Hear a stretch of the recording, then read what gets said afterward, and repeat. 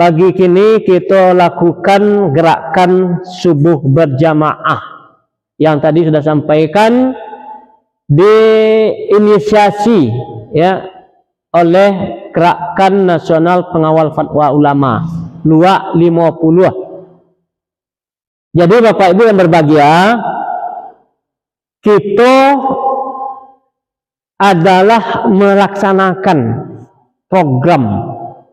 Yang program itu adalah program dari Allah Subhanahu wa taala. Kenapa? Karena terdapat dalam Al-Qur'an. Dan dari Rasulullah SAW,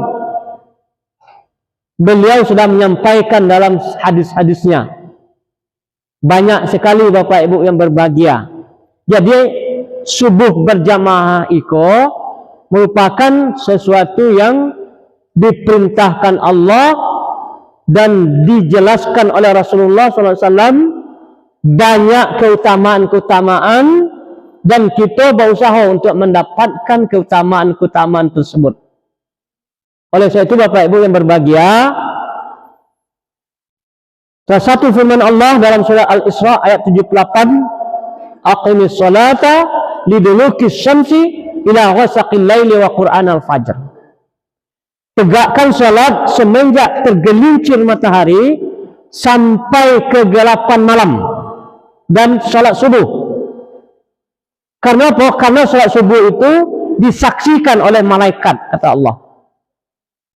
Jadi Bapak Ibu, ingin kita mendapatkan kesaksian daripada malaikat, maka hadirilah salat-salat subuh. Malaikat penjaga waktu malam dengan malaikat penjaga waktu siang itu berkumpul di waktu subuh. Ya, dan ditugaskan Allah menjaga di bumi ini waktu siang, mulai waktu subuh. Yang selesai melaksanakan tugasnya di waktu malam, juga di waktu subuh berkumpul.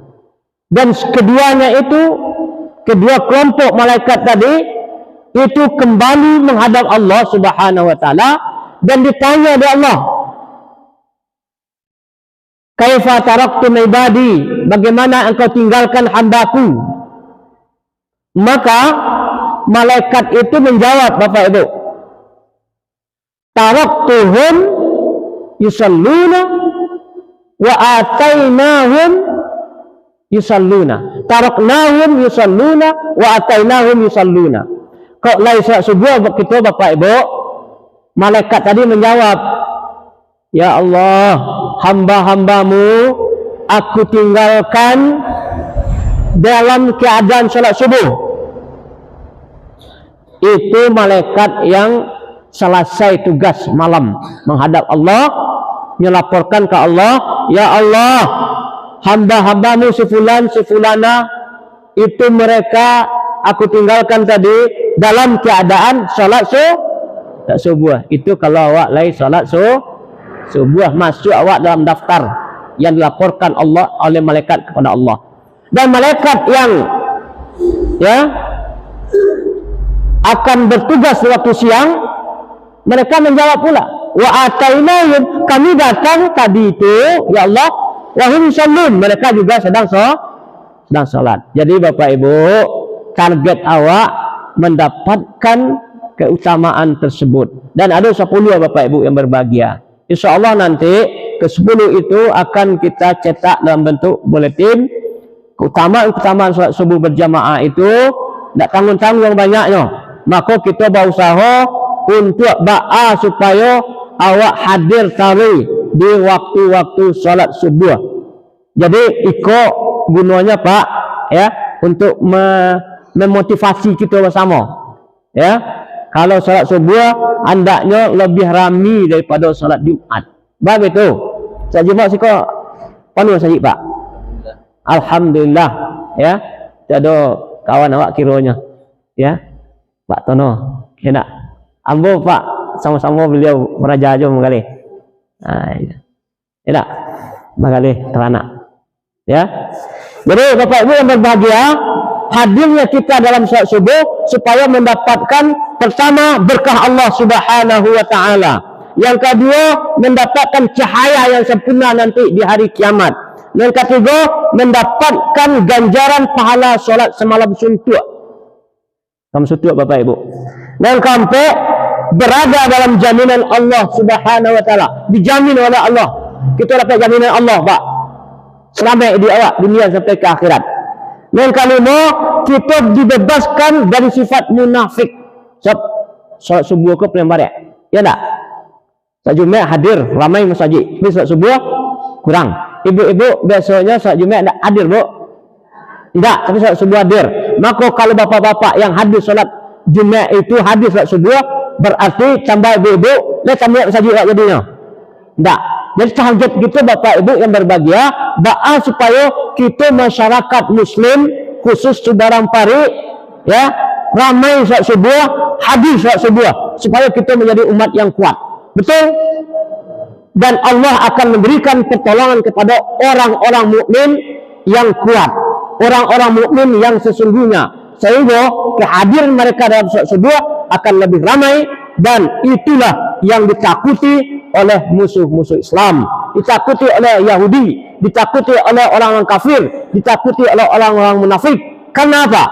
Ketika umat Islam ramai saat subuhnya, maka berarti kita menjadi umat yang kuat. Dan betul-betul kita ingin Pak Ibu jadi umat yang kuat, tidak dikalahkan oleh musuh. Musuh yang utama itu nak nampak dah, syaitan, iblis. Ya Bu, dah nampak iblis?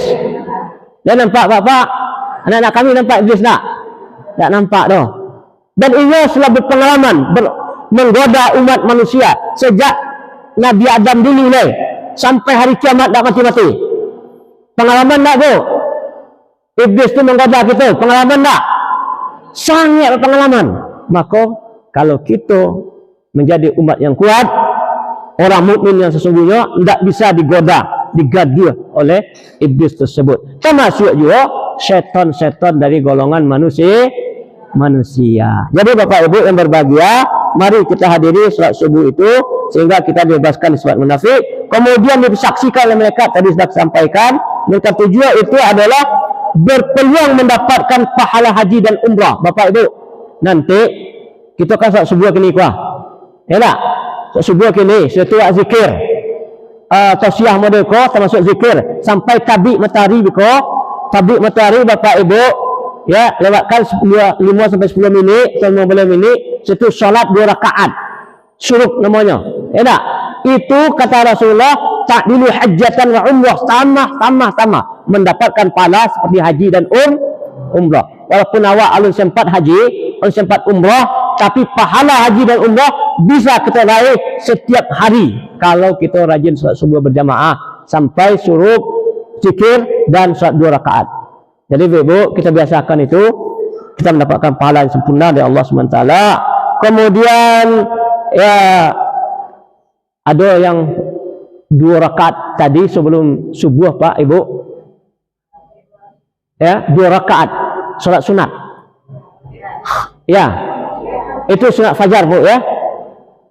Pokok sudah azan, sebelum qamat salatnya 2 rakaat dulu.